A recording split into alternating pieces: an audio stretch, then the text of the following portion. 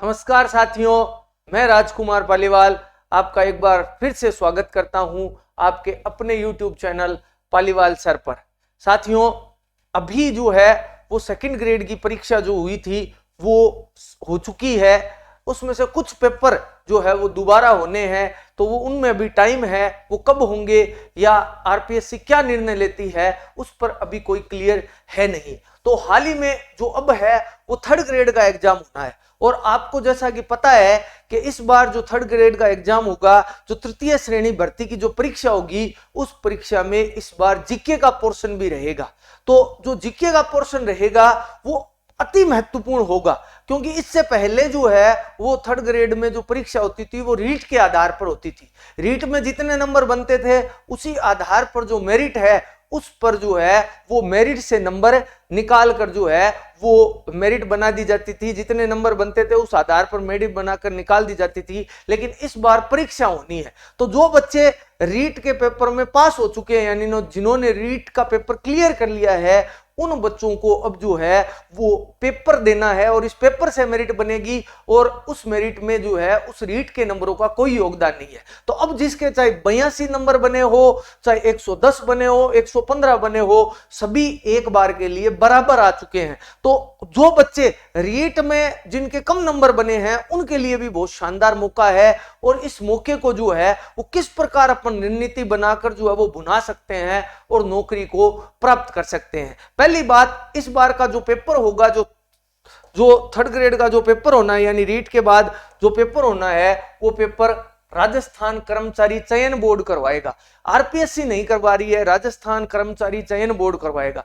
राजस्थान कर्मचारी चयन बोर्ड की मैं यदि बात करूं तो इन्होंने जो भी पुराने पेपर करवाए हैं उन पेपरों में एक पैटर्न सेम रहा है, आरपीएससी से अलग रहा है। आप लोगों ने हाल ही में जो सेकंड ग्रेड के पेपर हुए हैं उन पेपरों में देखा होगा कि उन पेपरों में राजस्थान का जो जीके था वो बहुत ही सरल और एकदम से जो है वो सरल जीके था। बहुत ज्यादा उसमें जो है कोई ऐसे क्वेश्चन नहीं थे जो बच्चों को नहीं आ रहे थे या टीचर को नहीं आ रहे थे। जो पेपर मैंने भी हल करवाया था सेकंड ग्रेड का, आप जो है वो प्ले लिस्ट में जाकर देख सकते हैं, तो वो पेपर बहुत सरल थे।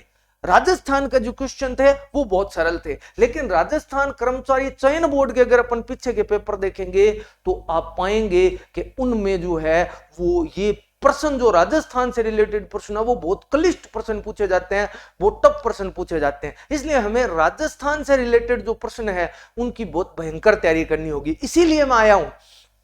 मैंने जो है वो सेकंड ग्रेड के समय एक तो पॉलिटिकल के प्रश्न करवाए थे, उसके अलावा मैंने राजस्थान से रिलेटेड भी प्रश्न करवाए थे। हालांकि बहुत ही कम करवाए थे, मैंने नहीं करवाए थे।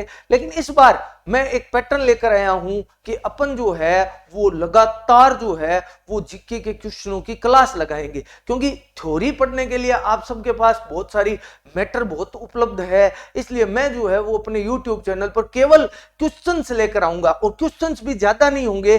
प्रत्येक क्लास में 25 से 30 प्रश्न जो है मैं लेकर आऊंगा, जो आपके लिए बहुत ज्यादा अति महत्वपूर्ण प्रश्न होंगे, जो या तो पूर्व की परीक्षाओं में आए हुए होंगे अथवा जो है वो बहुत ही बढ़िया प्रश्न होंगे।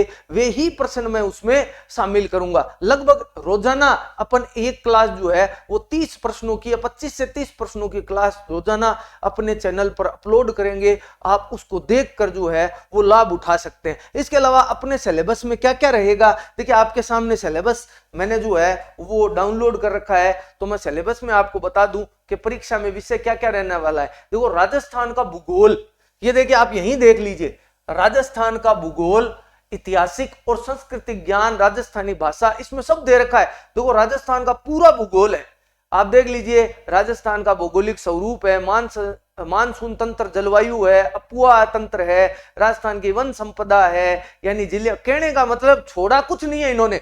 सो क्यों है इनमें, मतलब राजस्थान के भूगोल का सब कुछ शामिल कर लिया है। तो भूगोल को हमें पूरा पढ़ना पड़ेगा। भूगोल के अलावा अगर अपन चले आगे तो इतिहास में देखो, तो देखो प्राचीन सभ्यताएं दे रखी है। ये देखिए प्राचीन सभ्यताएं, आहड़, गणेश्वर, ये चारों सभ्यताएं तो जो है इनमें बालाथल अलग है 5वीं, बाकी ये चारों सभ्यताएं तो जो है वो सेकंड ग्रेड के पेपर में भी थी, तो ये भी अपने को पढ़नी है। इसके अलावा देखो राजस्थान में महत्वपूर्ण ऐतिहासिक घटनाएं, प्रमुख राजवंश, अब ये देखो प्रमुख राजवंश, राजवंश तो सगला ही प्रमुख है, तो सारे ही पढ़ने पड़ेंगे अपने को। तो सिलेबस बहुत बड़ा है। एक चीज ध्यान में रखिए, जब सिलेबस बड़ा होता है, देखिए कितने बड़ा सिलेबस है, सब कुछ है इसमें। एक बात हमेशा ध्यान रखिए कि जब सिलेबस बड़ा होता है तो सिलेबस बड़ा होने से एक फायदा पक्का होता है कि सिलेबस बड़ा होने से सबसे बड़ा फायदा क्या होता है कि उसमें प्रश्नों का जो स्तर है वो फिर ज्यादा अपने को डुबकी लगाने की आवश्यकता नहीं है, आपको बहुत कठिन पढ़ने की आवश्यकता नहीं है। अगर बहुत ज्यादा कठिन पढ़ने गए ना तो वहीं डूब कर रह जाओगे, वापस आना मुश्किल हो जाएगा। और मेरा तो ये कहना है कि परीक्षा में वो पढ़ें जो परीक्षा में आता है। मैं हमेशा एक ही बात कहता हूं, घणो विद्वान मननम सार को नहीं, विद्वान नौकरी लग गया लोग आप ही मान ले सी अपन है, तो ये वास्ते ज्यादा विद्वता दिखाने की जरूरत को नहीं, अपने को फोकस करना है, हमें वो पढ़ना है जो परीक्षा की दृष्टि से महत्वपूर्ण है। इसके अलावा एक आपको मैं बात बता दूं कि अपने स्कूल मैनेजमेंट का प्रश्न आएगा, तो स्कूल मैनेजमेंट का देखिए ये राजस्थान का सामान्य शैक्षिक परिदृश्य, ये जो आपके आएगा, ये जो टॉपिक आएगा इसकी अपन विशेष तैयारी करेंगे। ये जो 50 नंबरों का देखो, ये 50 अंक का जो ये पोर्शन आना है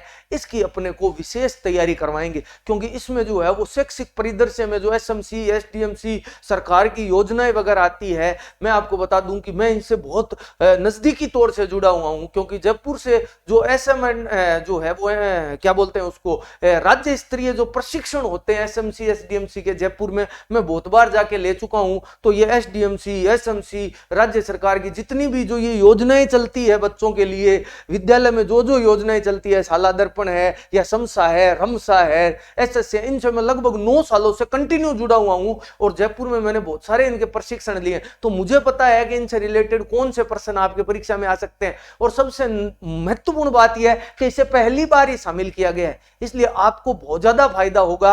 आप ज्यादा से ज्यादा जो है वो वीडियो को, मैं जो 25% बनाता हूं उनमें एक पूरी क्लास इनकी मैं लगाऊंगा, जिसमें कम से कम 25 की 2-3 क्लासें लगाएंगे, ताकि आपके जो भी इनमें से जो प्रश्न आए वो वहीं से निकले। तो मेरा पूरा प्रयास रहेगा कि आपकी मदद कर सकूं। आप भी चैनल को ज्यादा से ज्यादा लाइक शेयर और सब्सक्राइब करें और कमेंट करके बताएं कि किस प्रकार हमें ये योजना बनानी चाहिए, क्या 25% सही है या उससे ज्यादा शामिल करने चाहिए, अथवा जो है वो किस प्रकार से हमें क्या थ्योरी पढ़ानी चाहिए। मेरा मानना तो यही है कि थ्योरी से ज्यादा बेटर प्रश्न रहेंगे, उन क्वेश्चंस में ही अपन वहां जो है वो उनका व्याख्या करते जाएंगे, तो हमारे लिए ज्यादा महत्वपूर्ण रहेगा। क्योंकि तैयारी तो आप लोगों ने कर रखी होगी, क्यों बहुत दिनों से आप तैयारी कर रहे हैं और बहुत से बच्चों ने तो सेकंड ग्रेड में भी तैयारी की है, तो उनकी तैयारी में तो कोई कमी नहीं होगी। लेकिन ये प्रश्न आपको जो है वो ज्यादा जो है वो महत्वपूर्ण सहायता उपलब्ध करवा सकते हैं। तो वीडियो को ज्यादा से ज्यादा लाइक करें, चैनल पर नए हैं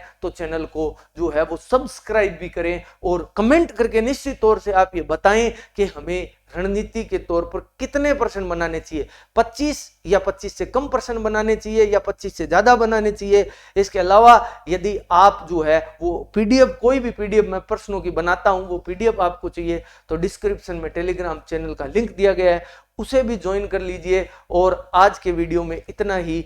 धन्यवाद। जय हिंद, जय भारत।